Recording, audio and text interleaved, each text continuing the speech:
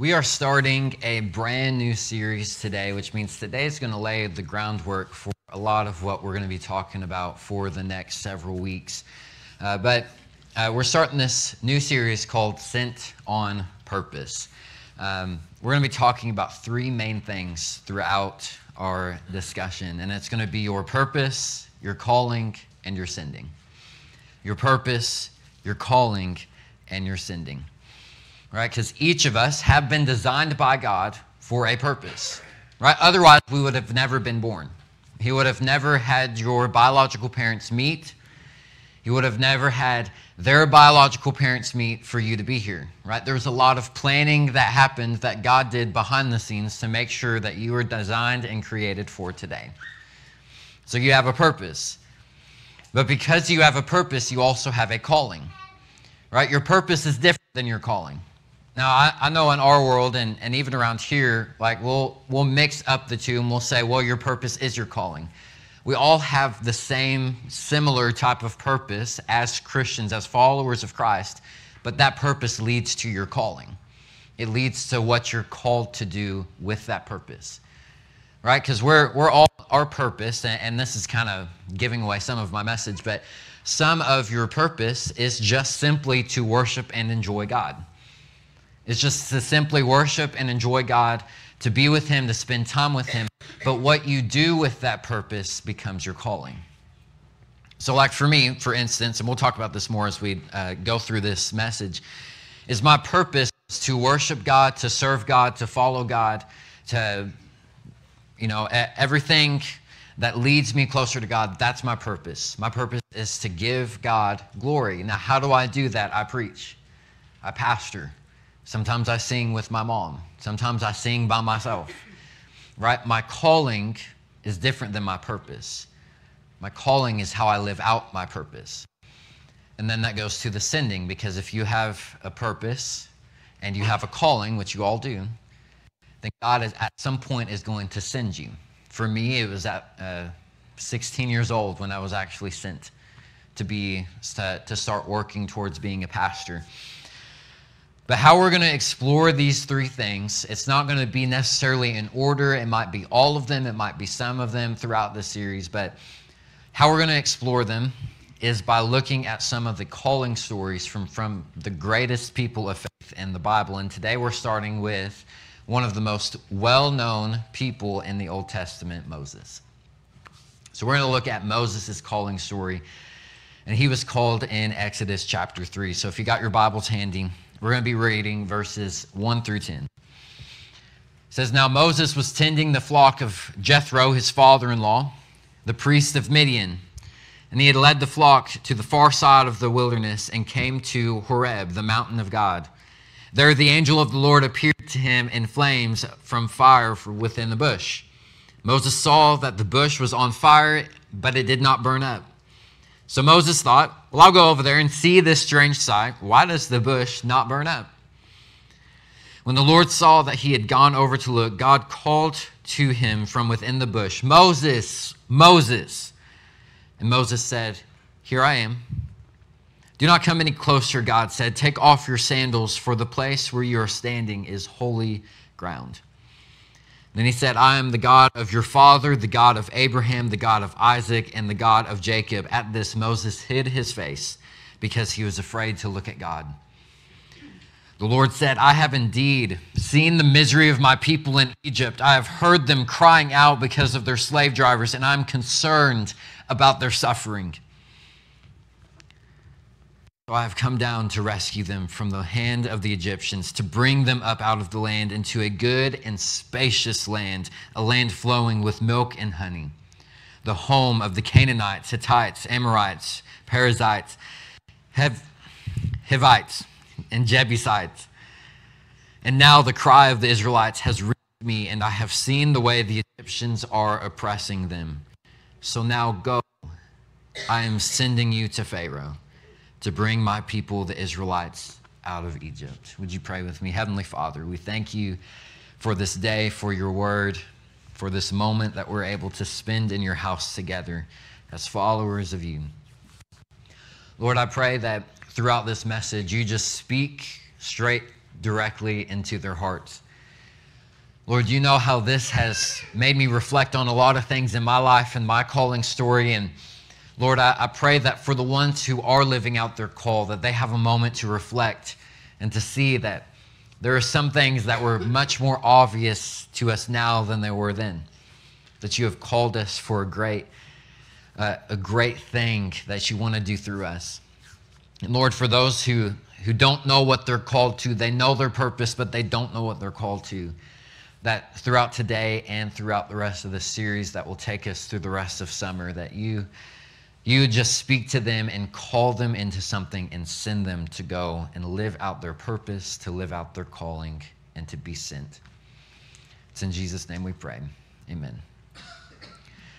So I know for some of you, and this isn't meant to be a joke, but you're going to laugh anyways. For some of you, it's been longer than others. When you were in school, thank you. I got one laugh out of that. When you were in school, did you ever get called to the main office or the principal's office? None of you. That's awesome. I did. I got called there, not all the time, but I got called there some. Now, most of the time it was for good things, right? I was a good kid, but there was one time that I was actually called to the principal's office for something bad. Now, I will always defend this. I did nothing wrong. I just happened to be in the same place of another group of people that were doing things that were wrong. So it was wrong place, wrong time, guilty by association. But real quick, not that I really have to tell you this story, but I'm going to anyways, just so you know that I'm still a good kid. So we were having like an award ceremony, and I was sitting with all my friends. All of my friends were talking. You guys know me well. I don't talk. Even in groups, I really don't talk that much. So I'm sitting there, I'm in the middle of all of them. They're having conversations across from me. Like I'm in the middle. They're all surrounding me. They're all talking. They're being loud. And I'm just watching. And then the principal kind of walks over and he stands over there and he's looking at us. I don't see him. I'm paying attention to the award ceremony. Still talking. And he walks up the bleachers and he says, all of you in my office right after the ceremony. Tears pouring down my face. I'm like, I don't know what I did wrong. What? And I went in, I apologized. I gave the most heartfelt apology out of all of them. And I didn't even do anything wrong. But there's always this feeling of when you got called to the office, even if you knew it was just your mom picking you up or if it was for something good, because we got called to the office for breakfast with the principal if we had like all good grades in elementary school. And so you'd be called, but still you had that deep anxiety, or at least I did. What if I did something wrong? Right? What if this is actually bad? What if it's not good? And it didn't matter if it was in elementary school all the way up to high school. When you heard that someone was to report to the main office by the intercom or by the office secretary walking into those doors and saying, Logan Hensley, I need to see you for a minute, or whoever it is, I got to see you for a minute, there was the overwhelming atmosphere of, ooh. Sometimes it'd be like audible. Ooh, you're in trouble. If it wasn't you, did you or did you not have the feeling of, man, I'm glad that wasn't me. I'm glad that I'm not the one that was being called out of the room. Isn't that how we treat the calling that God has for us in our life sometimes? We think that we're being called to the principal's office, that when we're called, we're like, I don't really know. I'm kind of hoping that he calls on someone else. Or maybe if I hide behind someone, they won't see that I'm here. They'll think that I'm sick and they won't call me into the office. Right? It's like when God calls us, we have some level of fear and anxiety. Maybe we even make up excuses for why we can't do that, why we can't live out that calling. We pretend like we don't hear him. And sometimes we honestly just think that we're not good enough to be called. Hopefully this whole series helps redeem parts of that in you so that you know your calling is good. It may be tough, but it's good because it's from God. So when we face that, I think sometimes we just don't know what is going to happen. We know that there's going to be a valley. We just don't know what valley.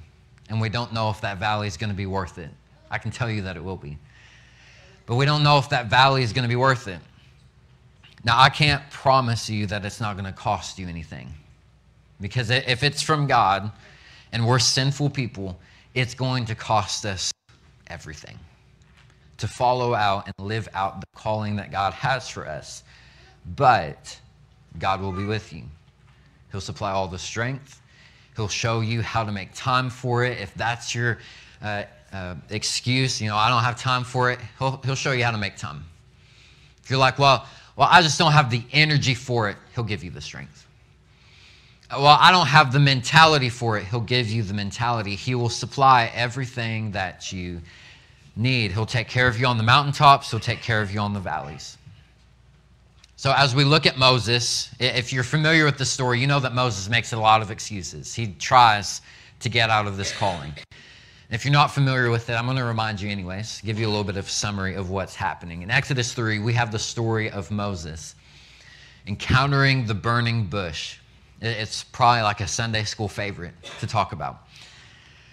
But Moses is leading a flock of sheep that was owned by his father-in-law. And he makes it to this mountain called Horeb. Now, the other side of this same mountain was called Mount Sinai. So when you see Mount Sinai, it's just the other side of this mountain. Why they gave this mountain two names, I have no idea. But Mount Sinai and Mount Horeb, they are the same mountain. But he comes to this mountain, and it was described and believed that this mountain was the mountain of God. This is where God resided. He resided in this mountain. But it wasn't just this mountain. Most mountains in the Old Testament represent God's presence. And that's why you see so many people climbing up mountains to encounter God. This is why Moses would later climb up a mountainside to get and receive the Ten Commandments, to receive instruction for the people of Israel. It's because it's a very powerful image of just being simply closer to the heavens. Right? There's an old saying that I heard old church ladies used to use: the higher the hair, the closer to God. So, the higher that they could get their hair to stand, the closer that they were to God. And it's just this simple illustration of we as people, we're trying to reach towards God. So we are willing to climb mountains to encounter God. Now, I will say this before you get all of your gear to go mountain climbing this weekend or this coming week. You don't have to. You don't have to climb mountains anymore. They did. That's where God was. They had to walk up mountains to encounter God, and then it became the temple. The temple became the mountain. That is where God resided. But now God resides in you and me, because now that we're living after Jesus' death and resurrection, we've been given the Holy Spirit, which gives us direct access to God wherever we go. So we can be in the deepest parts of the ocean, we can be on the highest mountaintop there is, and everywhere in between, and God is still with us. So you have access to this. Moses didn't. Moses had to climb the mountain. But he's leading this flock, and he sees a bush burning, or not burning up, but it's just engulfed in flames. It's not being consumed. It's not being burned, but it's up in flames. And Moses, like most of us, if we saw a fire pit and we looked, if you have a fire pit, you can see when it's burning up. You can see when the wood, because it starts to turn black and then it starts to turn to ash. This wasn't happening to the bush. So like any of us, we would be curious if we didn't know this story. Be like, well, how does that work? How does it still have green leaves? How are the branches still brown? How is it doing this? So he walks up and he sees this bush engulfed with flames, and then he hears a voice saying, "Moses, Moses," with exclamation marks. That's how the Bible has it, exclamation marks. And Moses just simply says, "Here I am." Now, if that was me and I didn't know this story, I don't think I would have reacted the same way. If I am alone in the wilderness with a bunch of sheep, and I'm walking those sheep in the wilderness, and I come to a mountain and I see a bush, I would honestly want to go up there and see it, right? I'm curious, but I would go up there and see it. And from the bush, I hear, Logan, Logan.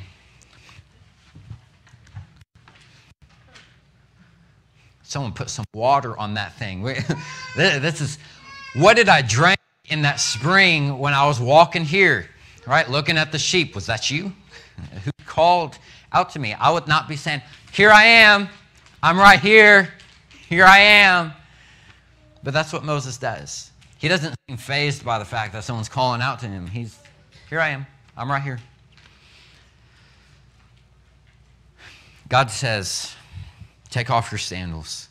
You're standing on holy ground. I'm the God of your father, the God of Abraham, Isaac, and Jacob.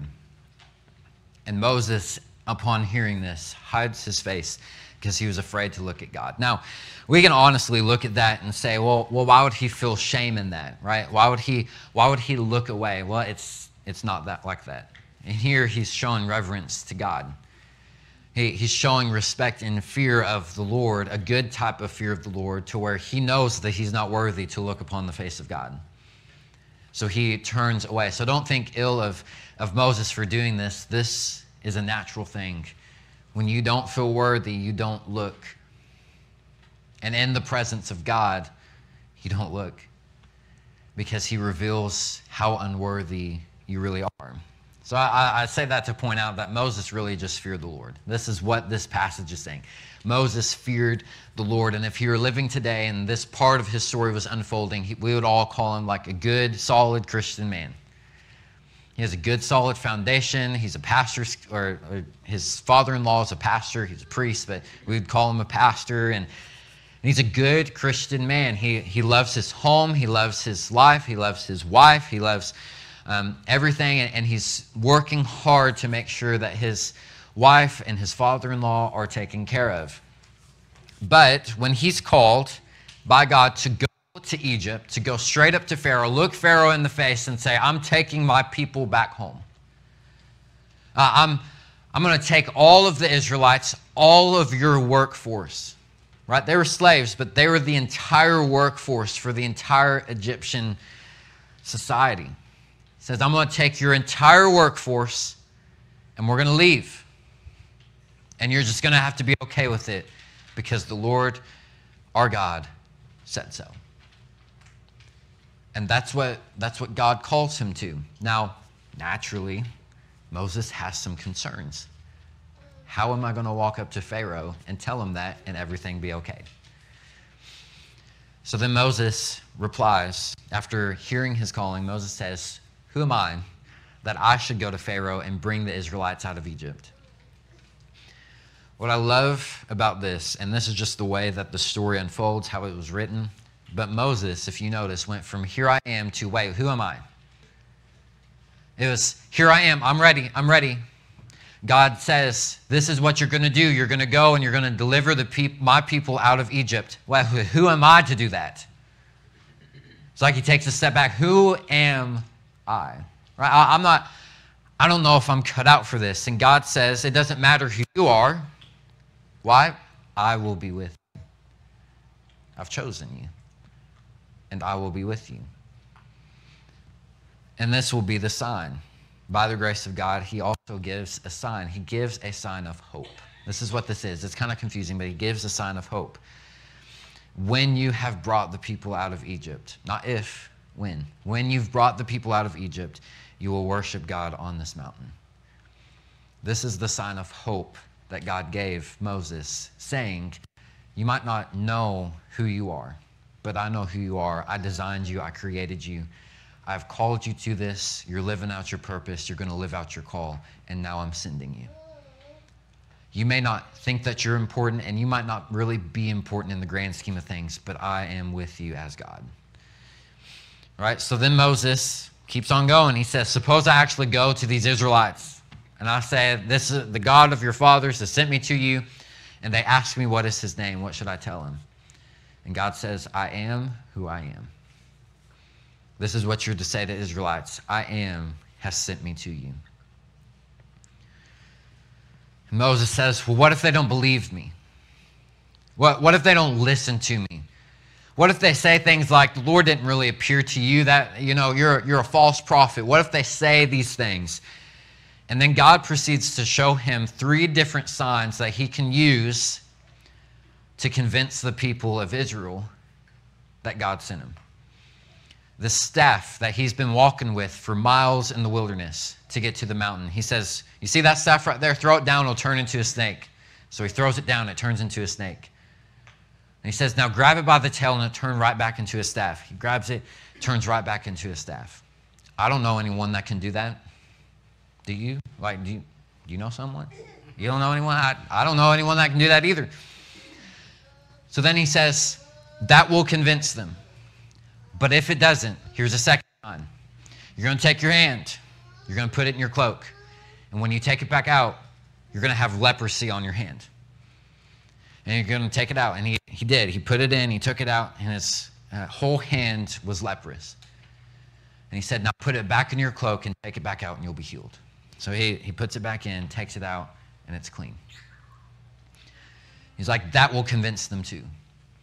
But if they're not convinced by the first one, turning a staff into a snake and then a snake back into the staff, if they're not convinced that I can make something unclean and clean again with your hand going in, being leprous and then being healed, here's the last thing that you can do, and this will convince them. You'll take some of the water from the Nile River, and when you take it up, you'll pour it out, and it will turn into blood. God says, these are your signs. So then Moses has likely seen all of these things happen right before his eyes, and he says, pardon your servant, Lord. I get it. I'm convinced that this is you. I'm convinced that this is your calling for me, but I think you made a mistake. I'm not eloquent of speech. Neither in the past nor since I've been talking to you, I'm slow of speech and tongue, meaning I can't put words together. I'm stage fright.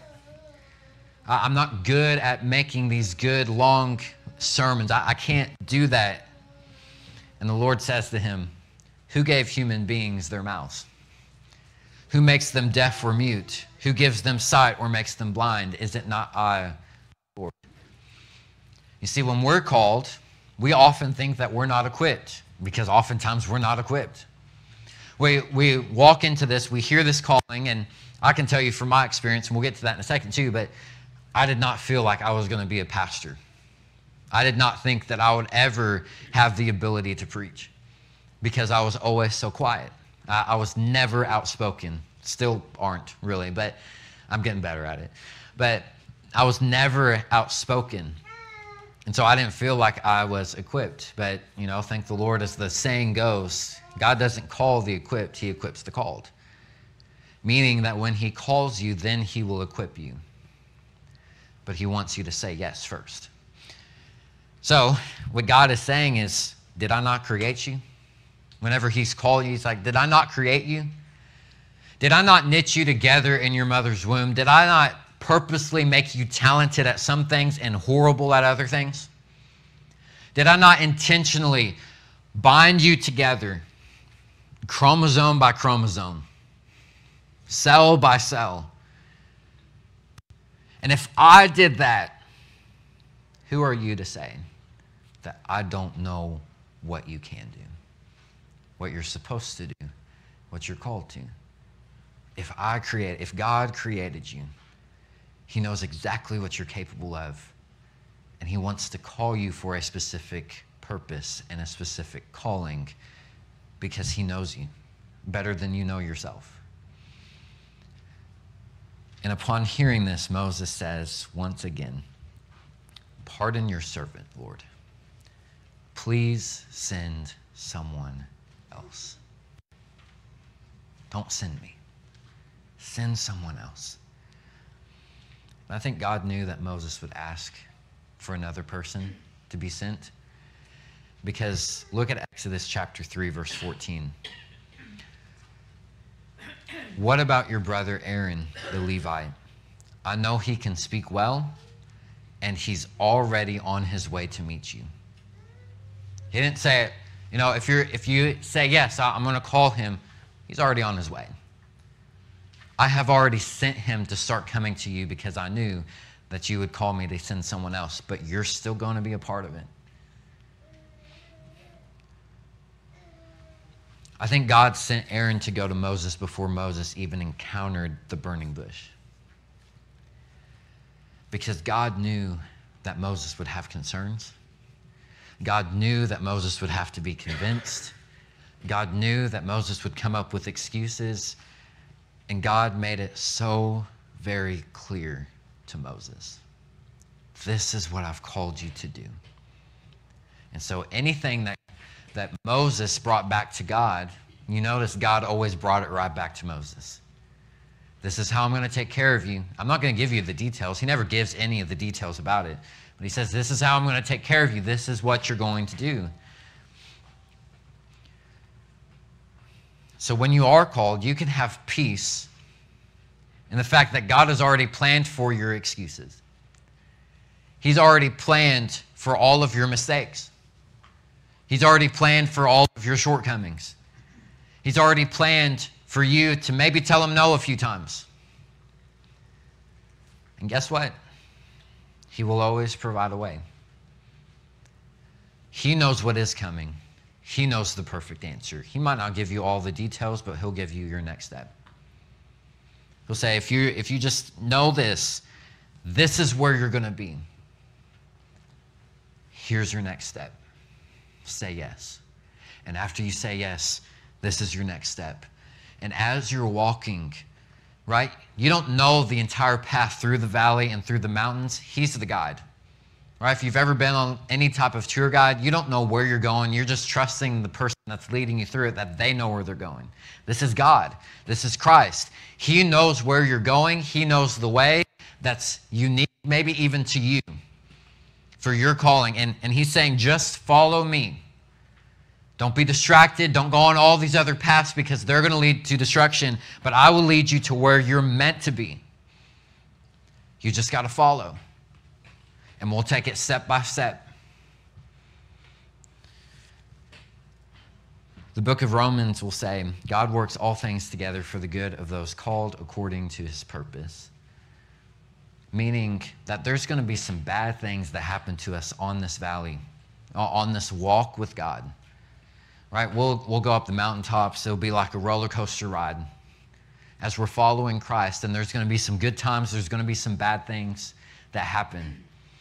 But God is saying all of those things are going to be worth it in the end. You just have to trust me in the lows. You have to trust me in the highs.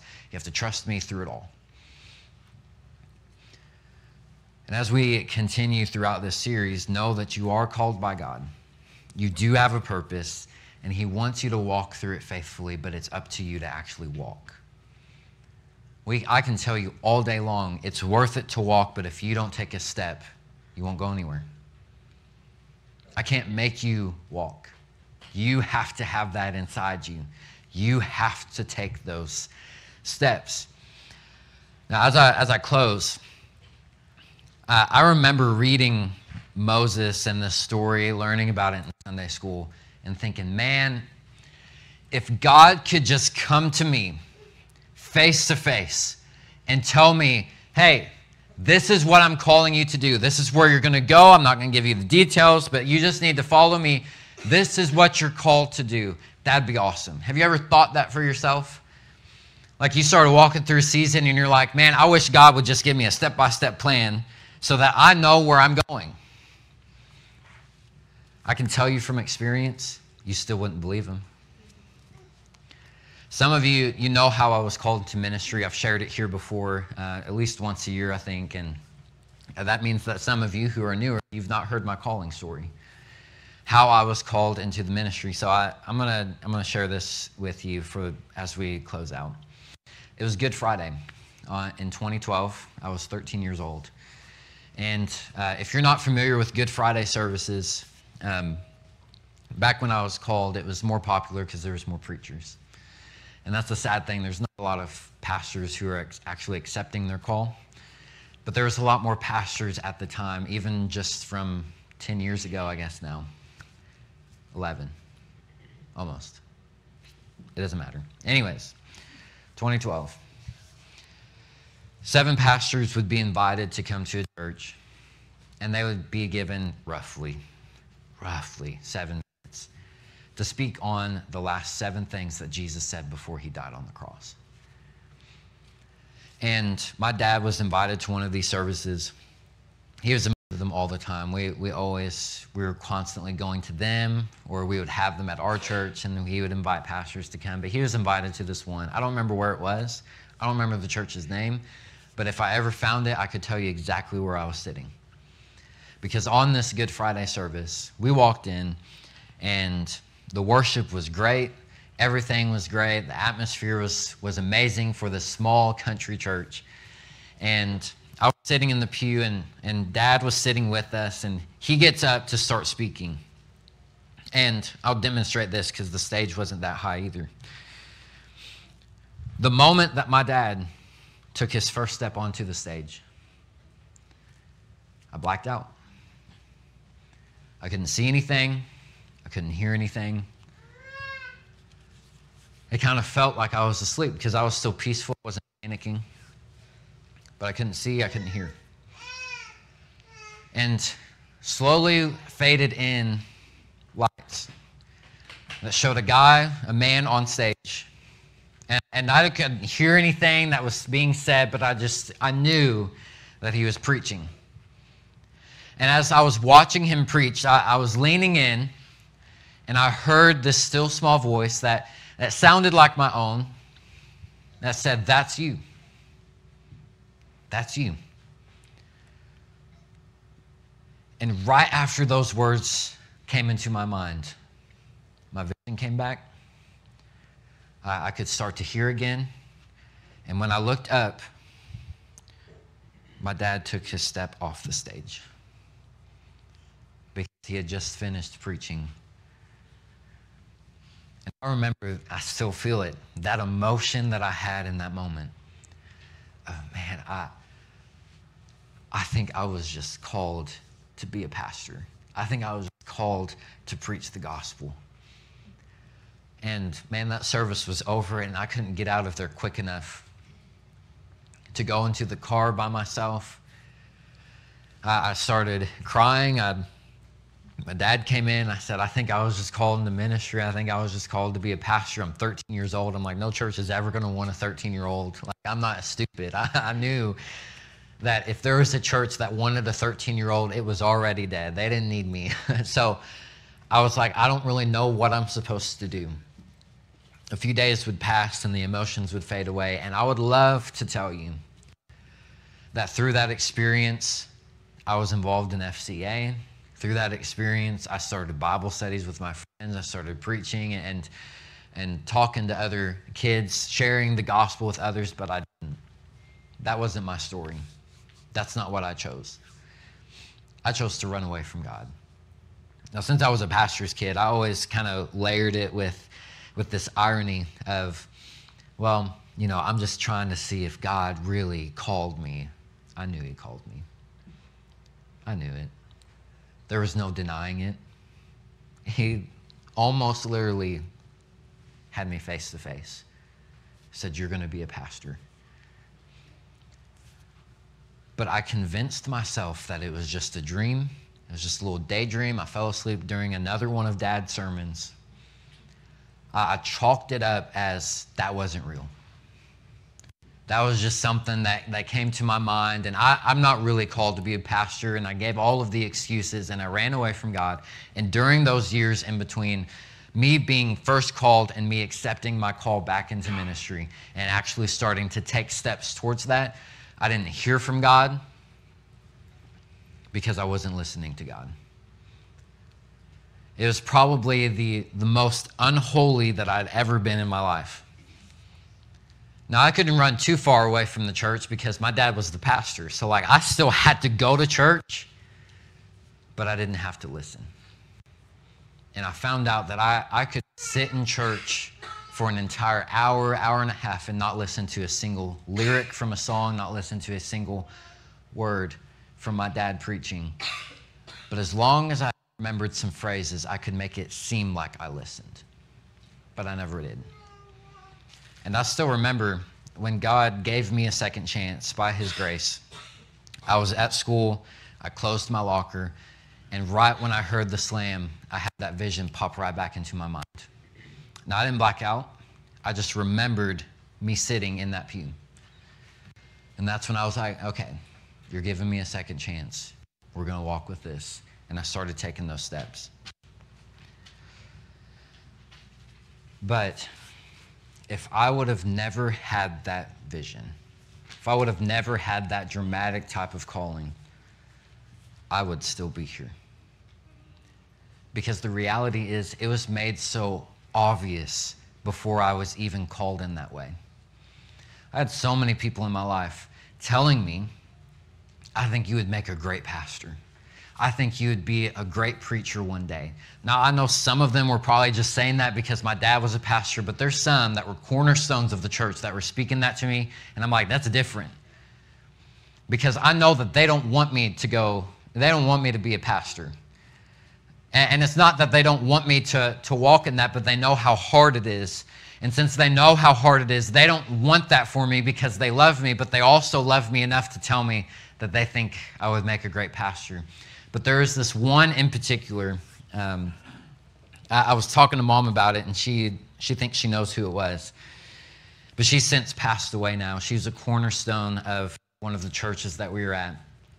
And she walked up to me just one time after service, and she shook my hand, and I was like, hey, it's good to see you. And she said, you're going to make a great pastor one day. That was the first time in my entire life that someone said, you're going to. Not, I think, not, have you ever thought about being a pastor? It was, you're going to. And after I got that vision from God and started reaffirming my call a couple years later, Dad told me the same exact thing. You're going to make a great pastor one day. And I remembered all the way back to that moment when I was probably like 7 years old.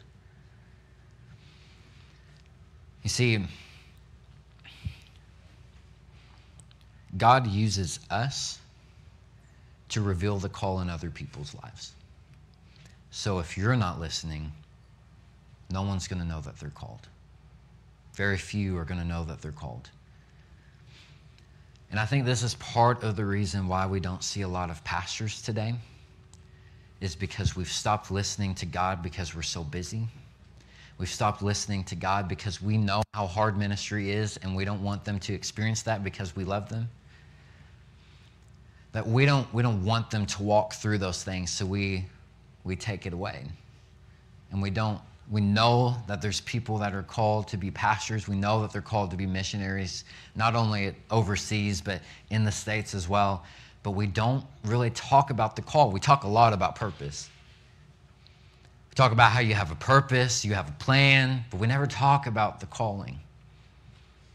And I think that's hurt this next generation. And so I would just ask you, and I do have a story from youth conference too, to back this up. I would just ask you to listen to who God is telling you is going to be a pastor. Listen to who God is telling you, not who has great potential to be a pastor, but who's going to be a pastor. Help him help you identify those things so that you can be a good messenger for him. I'll tell you this story and then I'll actually close. We were at youth conference. I wasn't going to share this, but I didn't know it was going to happen. We were at youth conference, and a lot of different things God was orchestrating. They actually invited me to come up and do like welcomes and closing and dismiss and everything. And I asked if I could have some freedom in it, because I would go there and I would do the thing and then leave. But I'm like, I want to contribute more. And I felt that God was calling me to tell them that there was going to be a pastor that was going to be called at the conference. Now, they might not accept it. They might not even know it until later. But he's calling someone to be a pastor specifically at that conference. And I went up there the first day. I had no idea. I argued with God a lot because I'm like, I don't want to look ridiculous up there, like thinking that someone's going to be a pastor and they're not. But I walked up there, and I told them we had a moment, and I said, You know, if you heard the words, that's you, anytime throughout this week, that's you. You're called to be a pastor, and I believe that God truly spoke to someone. But then I actually got to see it live out a little bit. No one accepted their call into ministry during that conference. But I had a parent come up to me who was helping volunteer throughout the week. And she said, that first night that you went up there and you said that someone's called to be in ministry, I instantly thought of my son. She said, everyone talks about how he has great potential, how he has a purpose, how he has a great calling on his life. But she said, I really don't want that for him. I don't want him to be a pastor because I know how difficult it is to be a pastor, and I don't want that for him. I don't want him to have a hard life. So I haven't told him that this is what I think, but there's other people here at this church who have told him that. And she said, then you went up the second day, and we kept this as a theme. Every opening, every ending, we were going to bring up that someone was being called. And I had read the book of Jeremiah. And I opened it up, first chapter, read through it, saw that Jeremiah said that he was too young to be a prophet. I looked it up, and he's a teenager at this point. In Jeremiah chapter 1, he was around a teenager. And I spoke on that morning. I just quickly said, you know, I looked in Jeremiah. Jeremiah was a teenager. Who's to say that the teenagers in here can't be called for great things? That parent walked up to me and said, my son's name's Jeremiah.